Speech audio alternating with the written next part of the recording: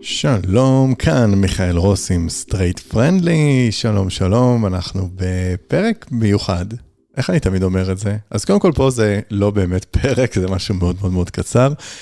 בעצם אני רוצה להזמין אתכם ואתכן המאזינות והמאזינים היקרים שלנו, לאיזושהי הזדמנות מאוד ייחודית ומעניינת. תסתכלו כאן בתיאור של הפרק, יש פה קישור לאיזשהו טופס, ובעצם אני מארגן מפגש בווידאו שלכם. כן, כן, אני רוצה לפגוש אתכם, אני רוצה לשמוע איך זה להאזין לפודקאסט, איך זה פוגש אתכם, מה מעניין יותר, מה מעניין פחות. אנחנו עכשיו ממש עוד רגע מציינים 4 שנים לפודקאסט הזה, לסטרייט פרנדלי ישראל, ונראה לי הגיע הזמן לעשות קצת שינויים, לחדש. אני מאוד רוצה לשמוע מכם, אני רוצה לעשות הרבה שינויים, שינויי כיוון. יכול להיות שגם הפודקאסט ישתנה, ולא רק שהוא ישתנה, שיהיה משהו שהוא יותר בעצם בעתיד, מעין הקלטות יחד עם קהל בדיסקורד או במשהו דומה באונליין, וייתכן שגם יהיו תכנים שהם יותר פרימיום, ויהיה הבדל בין מה שכאן בפודקאסט לעומת דברים שהם אולי אפילו גם יותר סדנתיים ויותר בשיח. בקיצור, בא לי לעשות דברים חדשים, ואני מאוד מאוד רוצה לשמוע ממכם, ואני חושב שיש פה מספיק פרקים שאני דיברתי בהם הרבה מאוד, אבל לא שמעתי מספיק ממכם. ואולי אני גם אתוודא ואגיד בכנות אומרים, שיש לי שאלות של האם אני אולי לוקח הפסקה מלעשות פודקאסטים, והאם אולי הגיע הזמן להפסיק, לסיים את הפרויקט הזה, או שפשוט צריך לעשות בו שינויים. אז אני ממש רוצה לשמוע ממכם.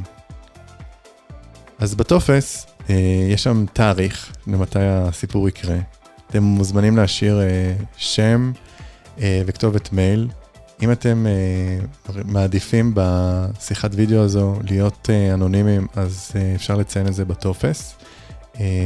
אנחנו כמובן שומרים בסודיות את כתובות המייל, שלשם נשלח את הקישור. אנחנו לא נקליט כמובן בשיחה. ואני ממש אשמח שזה לא יהיה הקיץ של אביה, ושאני אהיה שם לבד עם עצמי. זה מאוד מאוד מאוד מאכזב אם זה יקרה. וזה מאוד מאוד מאוד מאוד מאוד חשוב לי. אני מאוד מאוד רוצה להכיר אתכם יותר. ובכלל לשמוע, אז יכולה להיות גם הזדמנות מעניינת, אולי להכיר אנשים, לשמוע איך עוד אנשים חווים וחוו, ואיזה דברים עשינו פחות טוב, יותר מעניין, פחות מעניין. מה חסר פה אולי? אז קדימה, אז פשוט תירשמו, זה מאוד פשוט, אני אשמח לראות אתכם, ושתפו את זה עם עוד אנשים שאתם מכירים, שאתם יודעים שהם גם מאזינים. פעם ראשונה שאני עושה דבר כזה, הרבה מאוד זמן רציתי לעשות אותו, ובואו נתראה, אני ממש אשמח לראות אתכם, בבקשה, לא להתבייש, אוקיי? יהיה כיף, יהיה נחמד, ואני באמת פשוט רוצה להכיר וללמוד, ויאללה, קליק דאון, אם אתם לא מסתדרים עם הקישור, אפשר גם פשוט לחפש אותי בפייסבוק, אני יודע, אתרי אינטרנט שלנו והסושיאל, אנחנו לא הכי מעדכנים שם, אבל על זה אני אשים כמה פרסומים, אני בטוח שתמצאו, ואם לא, אפשר גם לשלוח לי מייל, michael.mha.co.il או michael@straightfriendly.com, וזהו, אני אפסיק עם האמים ולהתרגש, כי אני מאוד מאוד מאוד מאוד נרגש במפגש כזה, ואני מחכה מאוד לראות אתכם.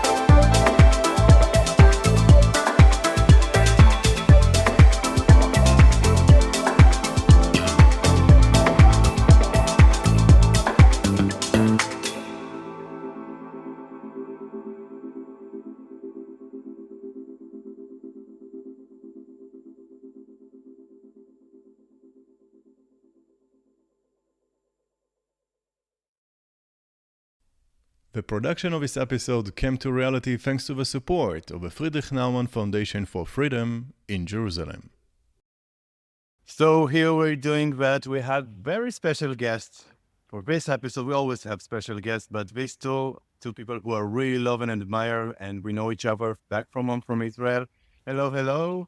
Sarit, who deals with diversity and inclusion consultancy. She's a former CEO of the Pride of Lionesses, an organization of parents of trans children and mother of a young transgender man. Sarit Ben Shimol, hello. Hello.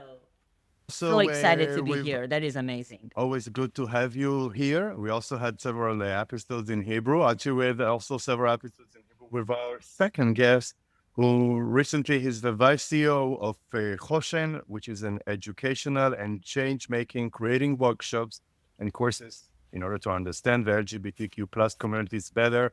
And he's a professional in digital marketing. Barak Krips, hello. Hello, nice to meet you. Yeah, it felt for a moment like RuPaul. Oh. Yeah. I'm actually so nice to have here people that can also pronounce my name also in Hebrew, but you can call me Michael. Michael, that's going to be great. Michael, Miguel, Michael, Misham, it all works for us. So I thank you very much for taking this interesting challenge, dealing about entrepreneurship. We will dive in for a moment to deal about the different four sectors.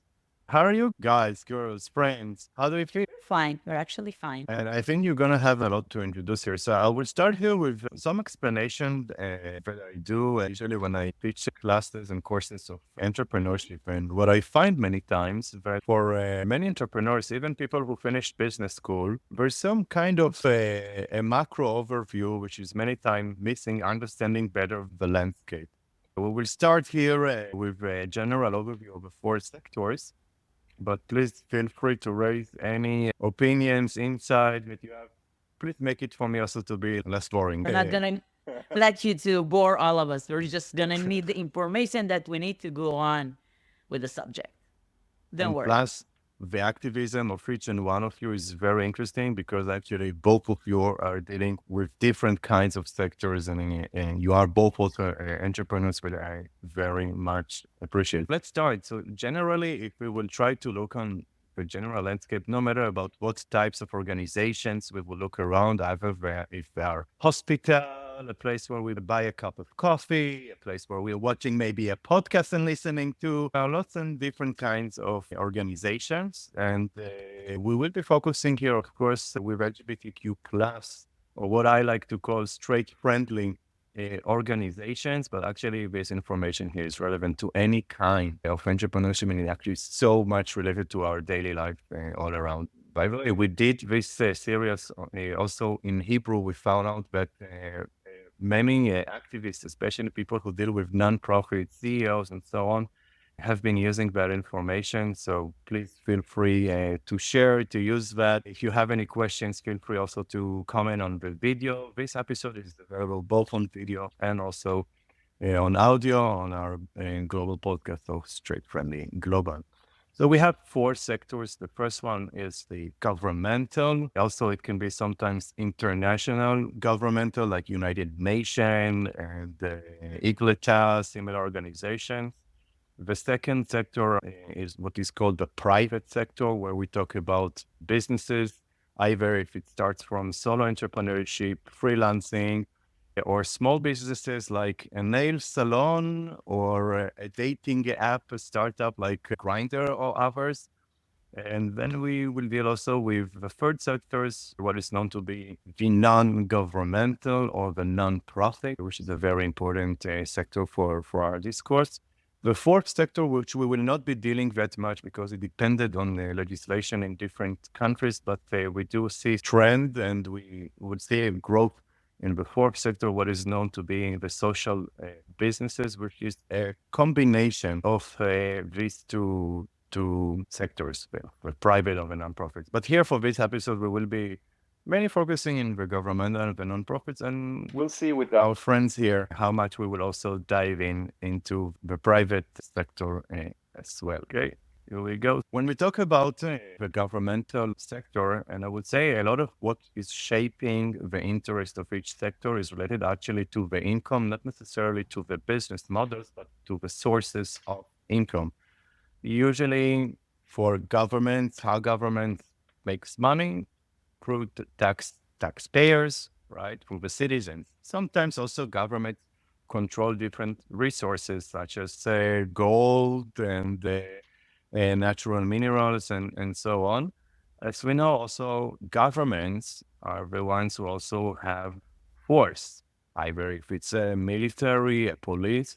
It's very also related police and the relations between the police and the LGBTQ plus communities, as we know, for instance, in the Stonewall riots. So there were riots there against the police, against a governmental organization.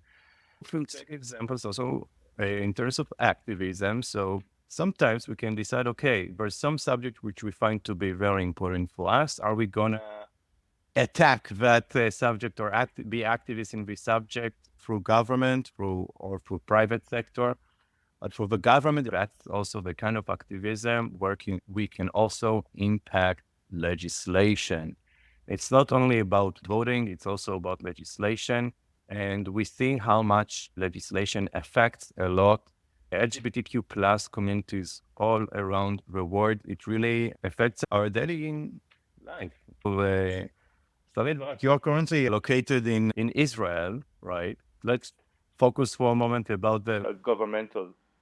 Let's say with legislation, right? So in Israel, how do you find it to be effective to you also, or to your activism? Also with governmental funds, I understand that there are such in Israel. In Israel, it's also an interesting case, which is one of the only countries but actually the LGBTQ plus center in Tel Aviv, for instance, and also in some other municipalities, is being financed by the municipality, which is a governmental institution. The Pride parades, we know about several campaigns that were in the past, which are related to tourism, to incoming tourism to Israel. So that's a very unique and interesting case. But it was not like that since always. As we know, the law which the decriminalization of gay same-sex happened only in the end of the 80s. Yeah. I also understand these days, like the people who are sitting in the government, it also affects the police, also in the head of the police, or at least used to be a person in the national headquarters of the police that was dealing with LGBTQ plus issues. So I will ask also for a country, like usually when people think about Israel or think about the Middle East, I have to say that many times when I meet people here in North America and those who are not familiar with Israel, so many times we're thinking, okay, he's from the Middle East, probably he might be massacred for being gay, but I think the situation in Israel is more complicated than that, no? I think it's confusing because in one hand, we are religious and you're majority of Jewish people here, and you don't expect us to be that liberal. On the other hand, we have very powerful liberal parts of this country, and I think it's very interesting to see the conflict between those two parts of this community, and you can see it all over the place. Anyway, I can say it from my perspective of a mother of a transgender man. My son is going through his transition. 7 years ago, he started it. And I had no idea all the things that he is going to deal with. He has to go to university. He needs health services. And all these things, I had no idea that it's going to be so complicated. And so many things that we had to deal with, which you don't deal with when you're a heterosexual family and, you're used to the usual things. But then one of your children comes out of closet and you understand how complex that can be and how much energy you're going to need to fight for your children just to have basic of the basic. This was just mind-blowing. And actually, this is what I'm doing. I can see how it's needed for people to talk about it and to put a spotlight on it. This is my perspective of it. I think that also what I find that the best entrepreneurs that I know are entrepreneurs that they started their entrepreneurship because of their own personal pain. It's solving real problems. Yeah. Let's say in Israel, the health authorities are mainly public and governmental. And when we talk about health issues, there's so much money and cost around Yeah. that it must happen through that sector. By the way, talking about transgender issues and government, and I know I'm going to raise maybe something a bit explosive, but do you know what country in the world has the highest rate of surgeries of transition? I gender actually know transition? that. It's Iran. Well, because we spoke about it. Of course. But you are also related to Iran, no? I was born in Iran, and Aren't you an Israeli Zionist? How can you be Iranian? I don't No. understand. I was born in Iran. And I left the country at 1979 when everything started to be complicated, and I came to Israel. Are you Muslim? No, of course not. I'm Jewish, that was born in Iran, and I live now in Israel. I'm an Israeli citizen. And I know that thing of the surgeries, it's not that they're liberal, it's because they don't believe in homosexuality or whatever it is. And they say, okay, you should just make the surgery. It's not for help transgender people. It's because they want to afford homosexuality. So if you're a man and you want to have sex with other men, so you should transition to a woman, and then you will be just heterosexual couple. That's the problem. It's not like, okay, let's be progressive and love everybody and love is love. That's not the point. Actually, like for me, many times, especially when digital nomading around the world, like it's breaking stereotypes to so many people, especially when they realize when some people talk about me in Russian, but I can actually understand Russian. And many times people don't understand that actually there's so much of diversity and complexity of identities in the Middle East and also in Israel. And actually, these countries are so much diverse, and especially in Israel. And we can hold different kinds of identities. And I will move to you also, Barak. I know that you are involved with many different initiatives. I have to be honest, the way I've got to know Barak was when I was in the army many years ago. In Israel, it's a mandatory service. And back then, I was still in the closet and I was watching during my weekends Barak YouTube series. It's called Pat.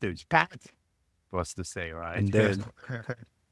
Yeah, I was young and crazy back then. I'm still a rebel. When I created this TV series, it was like our perspective about Tel Aviv. And it was like a satire almost. We wanted to show how we see the community. It was really cool. It was like a YouTube series and it was very viral in times that viral wasn't a thing. I'm really happy that you in the closet saw it, watched it. Hopefully that inspired. And look what happened since then. I think that it's really interesting because let's say if we're just talking about governmental initiatives or funding and the example, for instance, of Iran and legislation, which is very much also related to history and cultural. So let's say for the Israeli case or generally the Middle East case, including also the Palestinian authorities, Lebanon, and some of the other countries which are surrounding Israel. So actually that legislation, which was actually homophobic against same-sex between men, was actually legislated by the British mandate. If we will go and trace back before the colonialization, we will say that things actually were quite different. And while we see some funding in Israel, for instance, of what was known as Channel 1, which for many years was funded by the government, actually for days and years is still also, one of our competitors is for the Hebrew pod is governmental.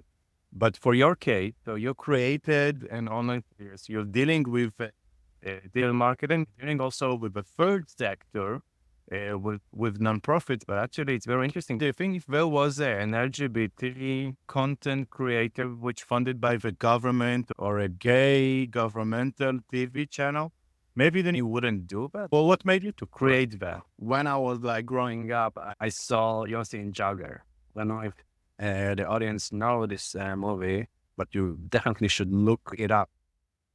I was inspired to see like two men in the army, like having a romance. I grew up on that. Just like in art and culture, when it feels right and when you want to say something, you're going to say it. You don't need funding for making art. This is like the most important and amazing thing with it. Art comes from the heart. But when people see opportunities, for example, to create an impact or creating something bigger, then of course, it's amazing to have money to create art. So for me, it felt right. I was young, I was crazy, I was again a rebel, and I wanted to do it.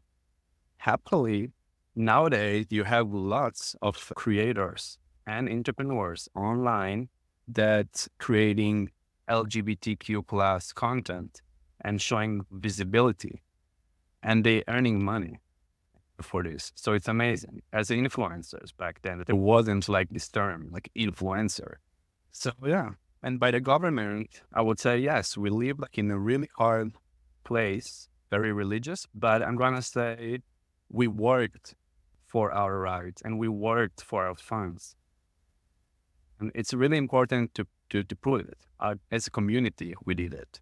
And for example, my organization, when I used to work at Hoshen, and every year we have funding from the government to create courses and workshop for high school students in order to meet and personally people from the LGBTQ plus community, which is amazing.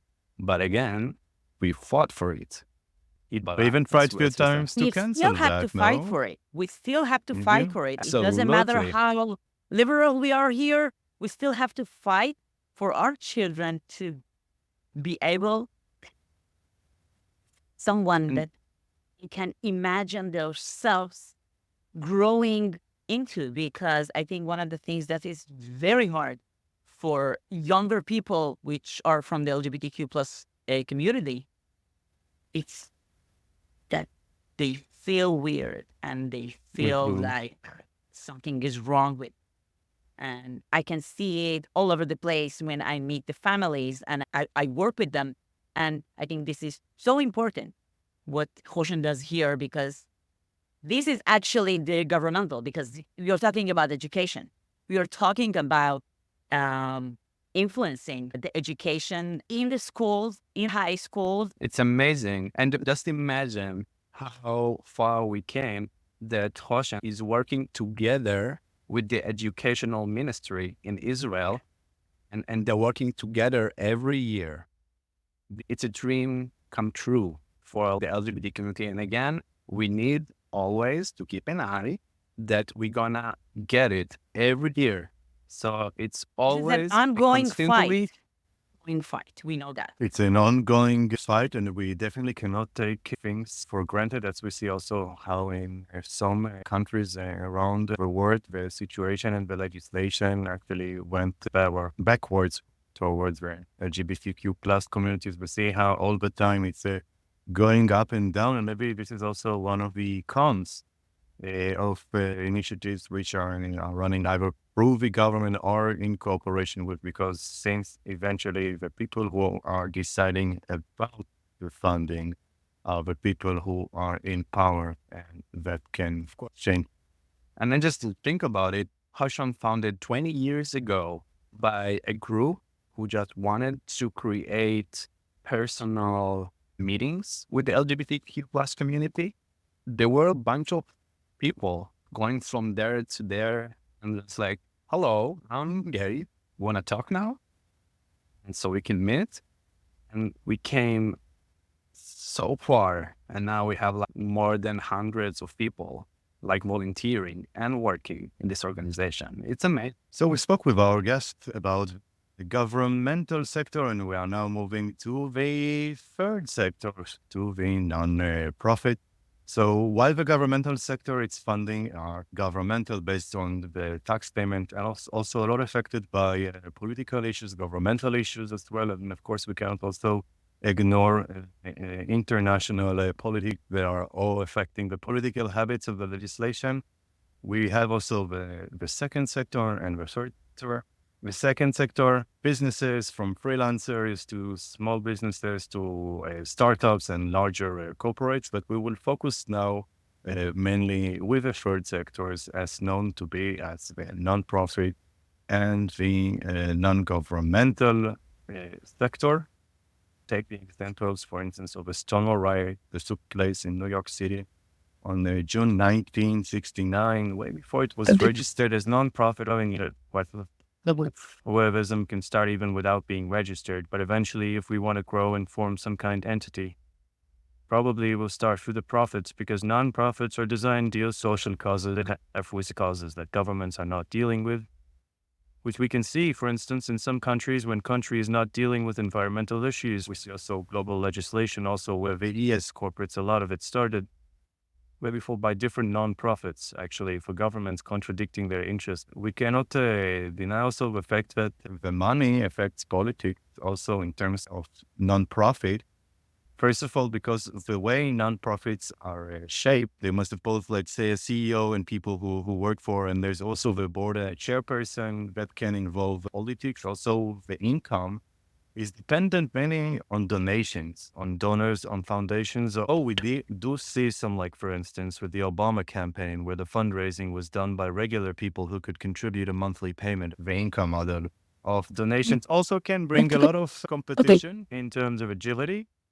The fact is that if you want to make a change, you need to be a change. And you need to do it by yourself, because you cannot wait for the government or for whoever is responsible make this change. I'm a mother of a transgender young individual.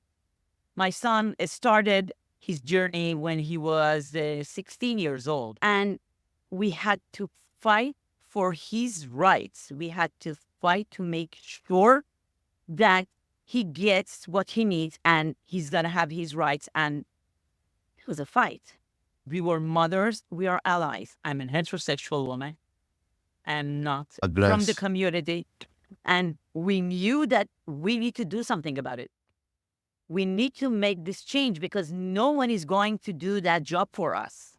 Being a transgender individual, it's insane. You know that only at 2013, the DSM-5 made this change of removing the gender identity disorder and from the list of the mental disorders, mental health issues, defined it as a gender dysphoria.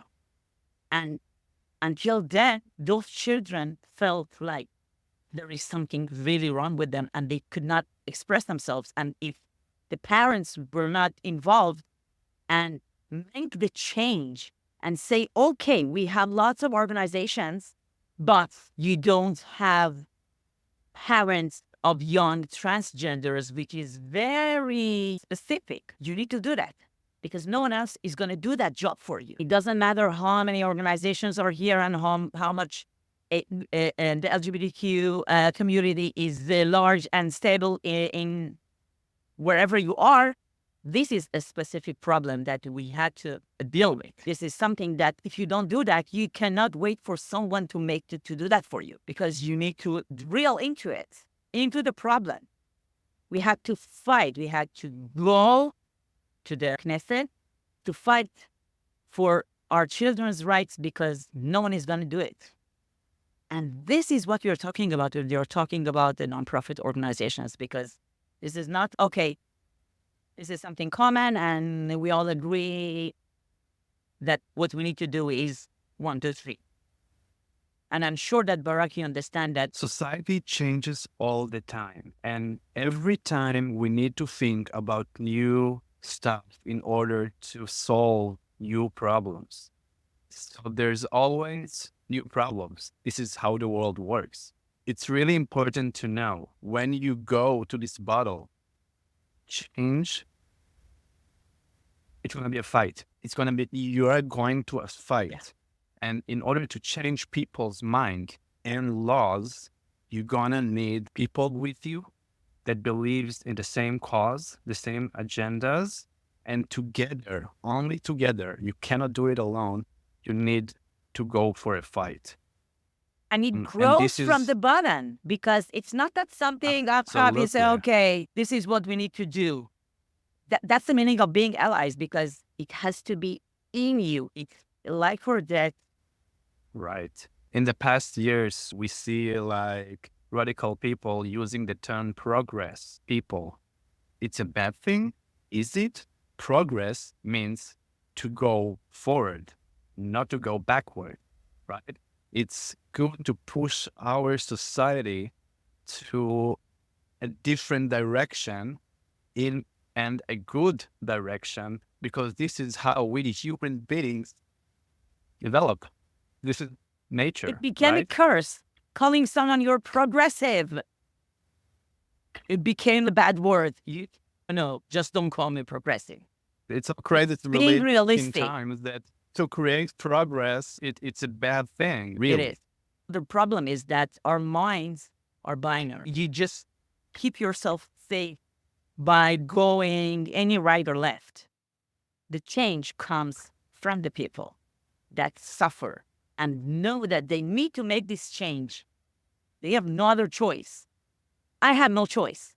What I do in my life, protecting LGBTQ individuals, transgender specific, it's because this is what I had to do. Yes. And we as a community always need to be alert and always need to read like the whole story and to find the places that we need to fix. Because we also like the LGBTQ plus community is also like growing and creating progress like inside, back then nobody said LGBTQ plus. That's all we knew. Gays and lesbian. That's all we knew.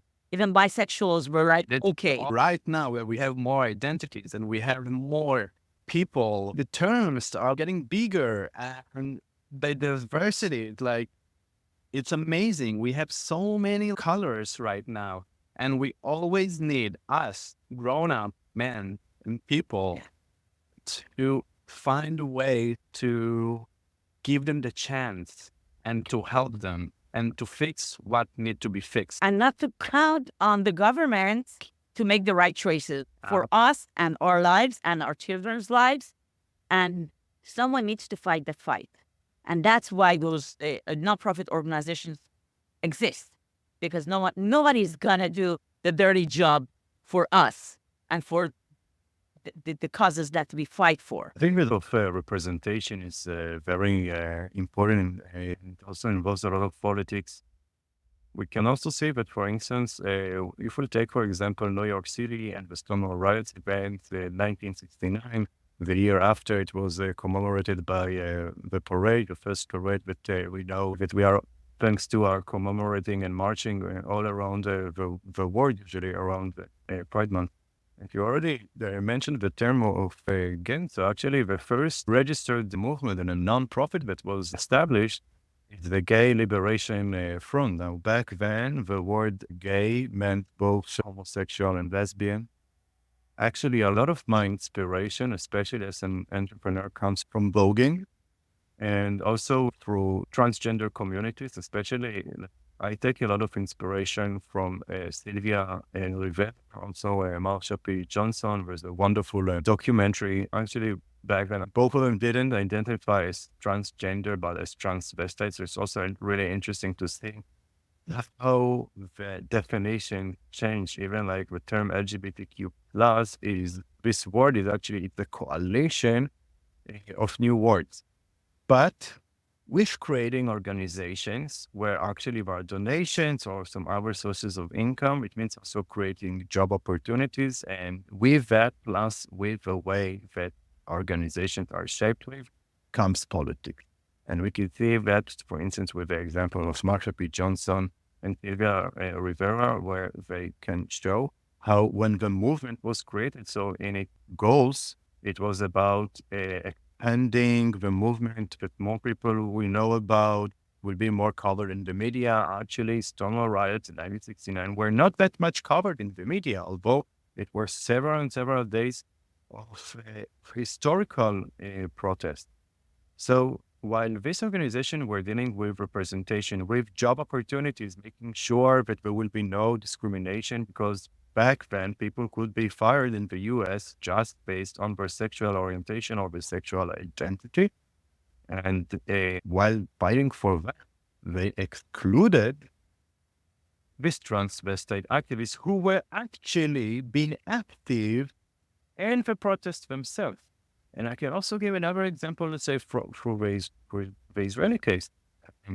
Me, as someone who grew up in the periphery, in the up suburbs of Israel, born to a Russian-speaking family, for me, I felt many times, like many of those nonprofits in Israel, they were not relevant for me. They were not relevant for my parents, because the discourse, I'm sorry to say, it was a very white, Ashkenazi, Tel Avivian, and not necessarily fits my background. I think this is one of the reasons why so many of my friends back home in Galilee were actually Arab speaking, because we came from very traditional societies, very machoist, also where the acceptance is very, very different. I remember how when I was in the beginning of my 20s, and I was very active in my hometown, even formed a political party with partners that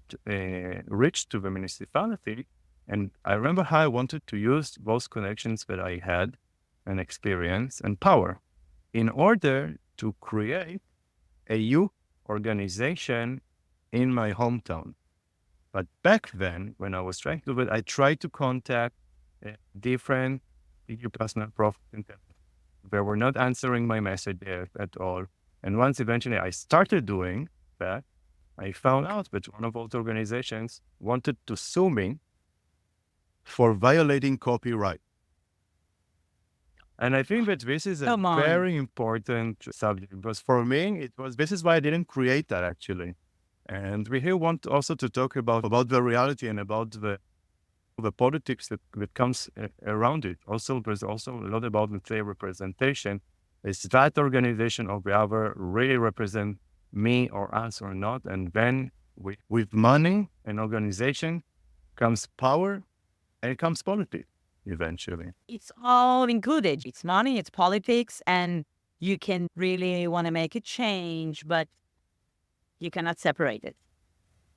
And it always happens there. I can tell you that even if I talk about trans organizations, in tiny, small Israel, we have 4 trans organizations. This is insane. Why can't we work all together? Because you have different agendas and you have different point of views. And this is always the problem. And if someone comes up and wants to make something new and make a change, you immediately get attacked from all over the place. So I understand exactly what's happened to you, because it's all about money. And if there is a new player in the game, you have to split. Especially when you're fighting on donation or power. And I would say this is one of the reasons I always say that, and I'm sorry if no one don't agree with me, but this is my opinion. In my opinion, there is no such a thing, a community, and a LGBTQ plus community. There are many different communities. And I think that the phrasing is very important. And as much as we will have more diversity and more organizations, I think it would be much better. And that's actually one of the pros of a private sector. But on the other hand, also the nonprofits are extremely important, but just as any other sector, it has its pros and cons. But also, let's say if we take the example of Barak and his content creation, but I think also Barak also inspired my creation. But when I started with Straight Friendly, I tried to do it for one of the nonprofits. And no one wanted to do that and work on that, so I created my own thing. But I can say that a limit to how much you can volunteer. Okay. And there's a limit to how many volunteers you can have, and managing volunteers can be very difficult. And I think that maybe been there, done that. It's crazy. So I would love if both of you, and I would love also to hear a bit about from Barak, from his experience also. Let's say, how do you see it in Choshen or some other organizations, whichever you would choose? especially when you have, I think, both workers and volunteers, right? Right. So what's the Right. difference between them? So the thing is, when you create an organization, you have a new cause, right? You want to create a change, right? And first, you want to start small. So you don't have the money. So you need volunteers. You need people who believe in your cause, and together you can create the impact that you want. If the cause is right and necessary, and still necessary after 1 year, 2 years, 3 years, and then the donations are coming, the money from the government is coming, and you establish a strong organization, of course, you have the money and you are capable to make it bigger and stronger. You need to choose and you need to think what you're going to do with it. For example, in Hoshan, we have more than hundreds of schools that we are visiting during the year. It's a lot. You cannot use all the volunteers. For example, when I'm going to a school, I need to create this workshop and I need people for it. And at some points, we have several workshops in a day. So you need people who can commit. With volunteers, you cannot count on them for the whole year to come. So you need people to work for you. And in order to make it, to create it, you need to give them something in return. And it's money. But the amazing thing is, it's money that goes for the LGBTQ plus community to exist. So sometimes they need this money. And it's amazing for us as a community to provide jobs. And it's amazing. So basically, in Horton, you can choose. You can rather go volunteering, or you can apply and to do it with a salary. And this is, and it's amazing. It's amazing to get to this point that you can really afford it.